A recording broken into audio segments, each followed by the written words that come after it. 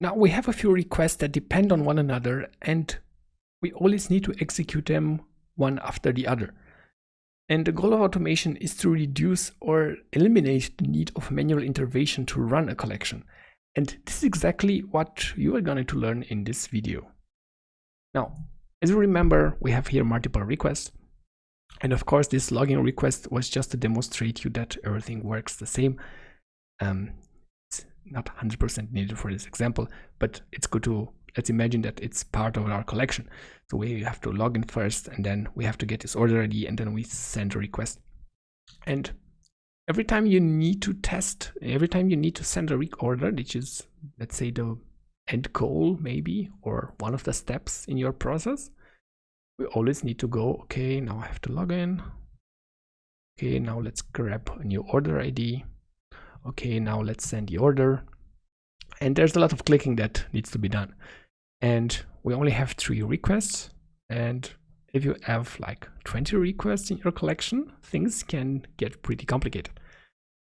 And what I wanted to show is that once everything is automated, once you are using pre-request scripts and you're using variables, and everything is dynamic, and you do not need to manually change anything to get the request that you really want to get out there and to test, then this is the first step. This needs to be done. Now, once this is clear, the next step is to go in the direction of automation. And the first step to check if your collection, it can be automated and everything works as you expect, is to use the collection runner. This is a tool that's built in Postman, and you can easily access it by clicking here, runner. And here a new window will pop up, and here under collections, you will see order collections that you have in your current workspace. For example, now we only have order management, so I'll select that. We don't have any environments. We just want to do one iteration, so we are gonna run once of the request.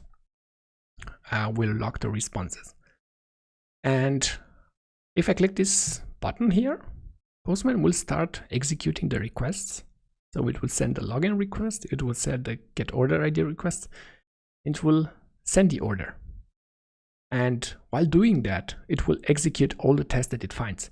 So for now, we only added tests to the send order request, but you can do the same for get order ID or for login. And if something doesn't work as you think it should work, it will be displayed here as a failed request. And you even have the possibility of introducing delays or actually doing multiple iterations on your request. And in this case, you'll see this is the first iteration and this is the second iteration. It's really for a lot of useful scenarios, but this is the first step to check if your collection is automated. So if you can run your collection now with one click, it means you have done everything right and everything works the way you expected. And in case something doesn't work here properly, there can be a lot of reasons for that, and you also have the possibility of inspecting what exactly has been sent. So in the case of send order, if I click on it, I can go to the request body and I can see exactly what has been sent here. So I'll see, okay, the order ID looks good, customer ID has been randomized, we have here different values for quantity, so everything looks good. But just in case something doesn't look good, you still have the possibility here of looking things out. And the same applies for the Postman console, where you will get all this information here. So all the requests that are sent are still logged in the Postman console, and you can use console log debugging information to see if everything works the way you should work. Now, this is only a very, very simple step in the direction of automation. But this is a tool that's automatically built, that comes with Postman. It's built in and you can easily use it and easily test your collection. But if you want to go more in the direction of running your API test in a continuous integration server like Jenkins, then you need to use a tool like Newman, which is able to read your collection and generate and run the tests and generate a report, and to integrate with a continuous integration server like Jenkins. And this is actually a quite complex topic, and it's totally outside of the purpose of this course.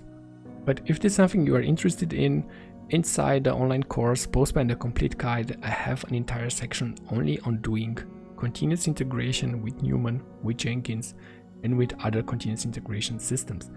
So maybe you want to check them out if you think you are at a level that you want to do continuous integration. If you're not at a step where this thing works fine on your collection runner, then invest more time to get the other principles right and focus a bit later on continuous integration and much more. Because as I said, things get more complicated along the way.